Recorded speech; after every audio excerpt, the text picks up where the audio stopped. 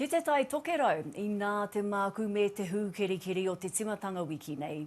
E ai, ki te Koromatua o te Tai Tokerau ki te raki, ko huri pari Lola te āwhā matua te kaumawhā, kua karawhiu te rohe I tēnei tau. He waipuke, he titi pārera, he whakaweto hiko hoki tāna mahi.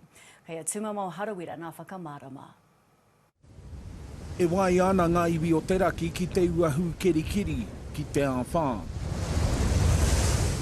Koia tēnei ko te āwhā te kaumawhā, kua patu I a mātou o te hiko tika I tēnei taunei ne. Ko te whio reo huri pari Lola te hahau nei te rohe. Mano ana ngā kai ngā kore hiko.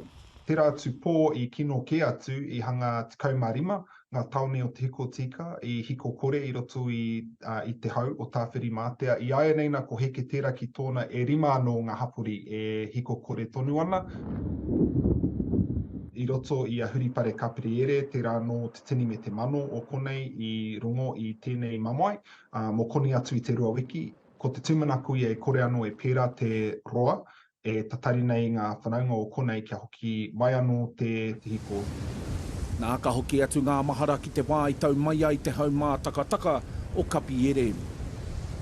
Poru ngā mea matua I maingai e te iwi ki a mātou o tēnei kaunihira, ki te kāwanatanga no hoki hei mea hakaora e tātou.